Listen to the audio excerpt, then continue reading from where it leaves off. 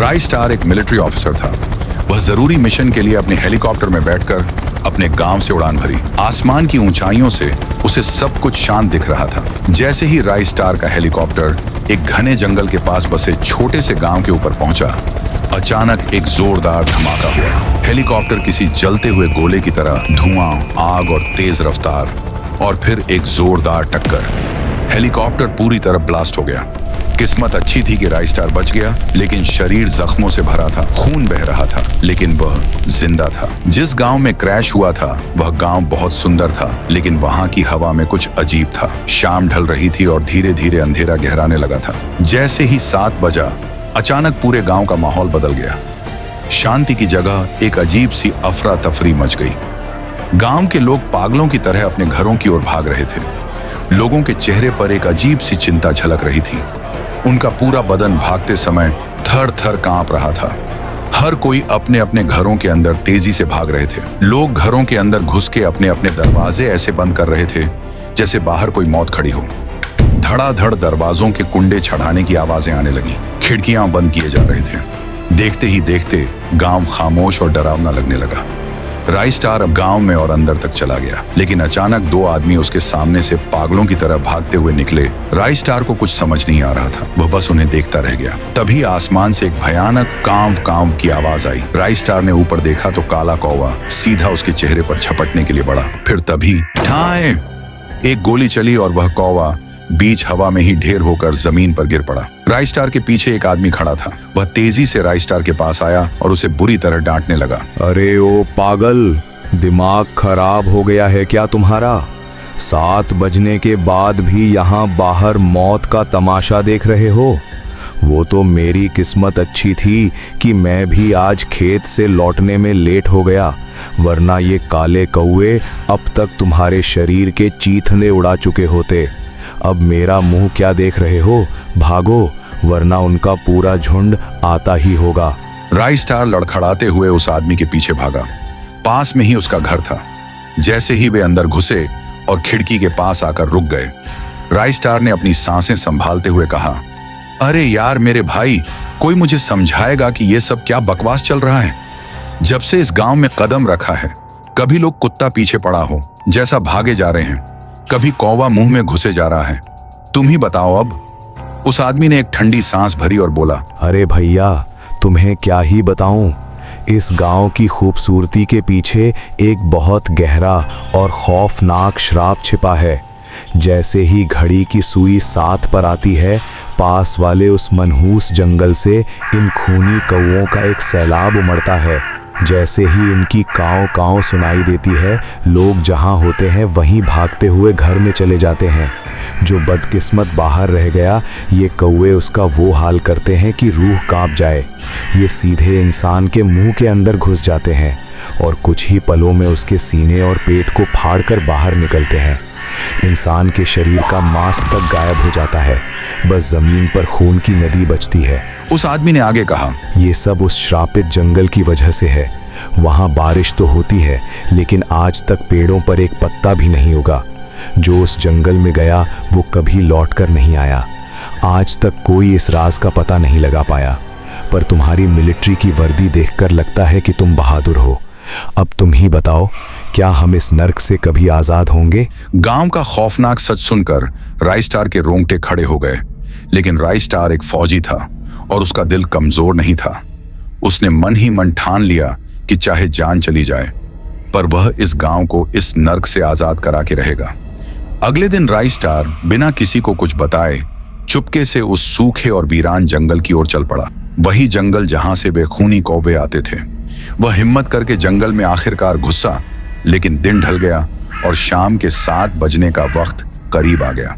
तभी राय स्टार की नजर जंगल के बिल्कुल बीचों बीच एक बहुत ही पुराने और खंडहर हो चुके कुएं पर पड़ी। राय स्टार बिना डरे उस कुएं की मुंडेर पर चढ़ गया। जैसे ही उसने अंदर झांका, तभी हजारों की तादाद में वे खूनी कौवे एक काले बवंडर की तरह कुएं से बाहर निकलने लगे। राय स्टार ने आप देखा ना ताब और सीधा उस अंधेरे कुएं के अंदर छलांग लगा दी। वह काफी तेजी से नीचे गिरा, लेकिन कुएं के तल पर पहुंचते ही जो मंजर उसने देखा, उसने उसके होश उड़ा दिए। वहां कुएं के अंदर बीचों बीच एक आदमी जिसका नाम थूक थूक था, हवा में तैरते हुए तपस्या कर रहा था। राई स्टार गुस्से में चिल्लाया, ओए, कौन हो तुम? ये क्या तमाशा लगा रखा है? क्या तुम ही उन शैतानी कौवों को गांव वालों पर हमला करने के लिए भेज रहे हो? सच सच बताओ, वरना अंजाम बुरा होगा। मैं मिलिट्री ऑफिसर हूं, अगर अपनी पावर पर आ गया तो तेरा ये पाताल लोक तबाह कर दूंगा। बताओ क्यों तंग कर रहे हो बेगुनाह लोगों को? थूक थूक हंसकर बोला, अबे चल चने, तू होगा अपने घर का मिलिट्री मैन। तेरी हिम्मत की दाद देनी पड़ेगी।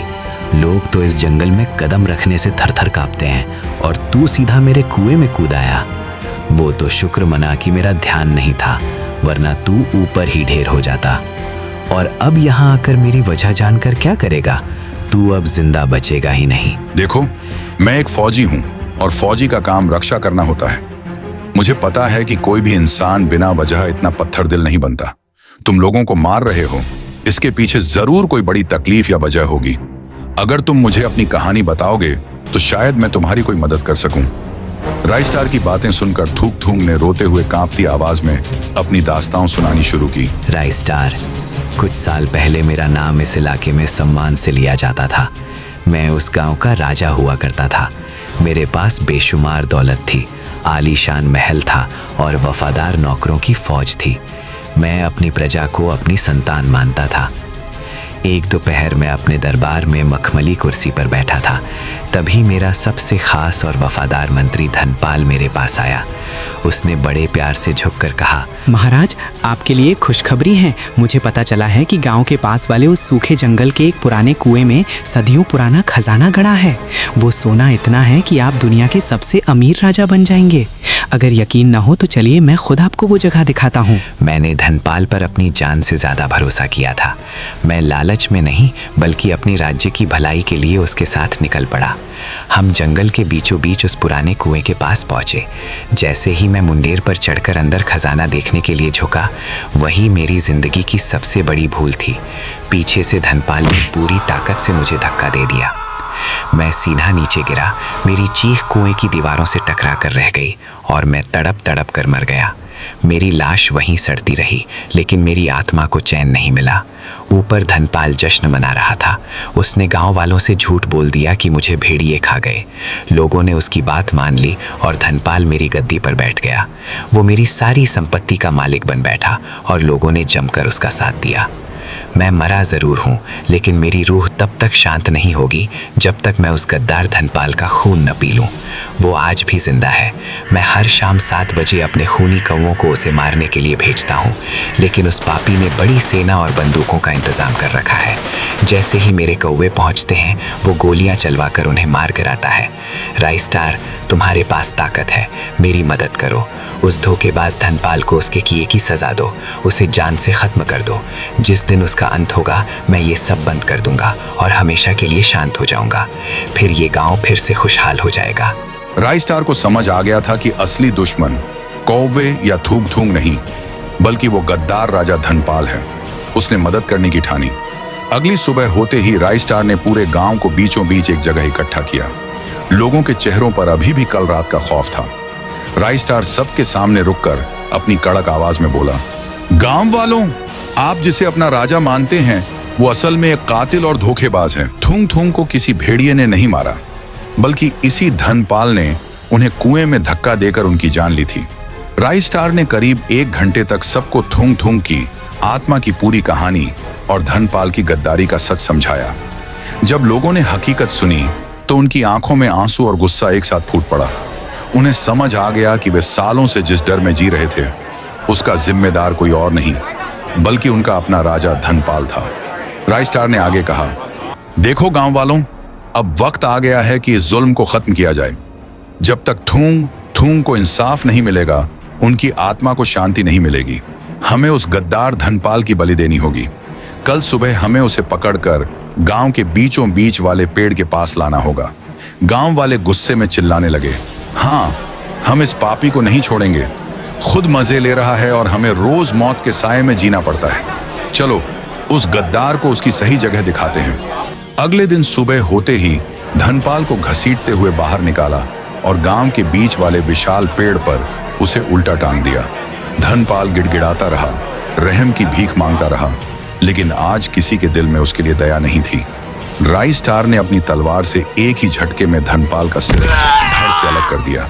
धनपाल की चीख हवा में गूंजी और हमेशा के लिए शांत हो गई। जैसे ही धनपाल की मौत हुई, आसमान में छाई काली घटाएं छोड़ गईं।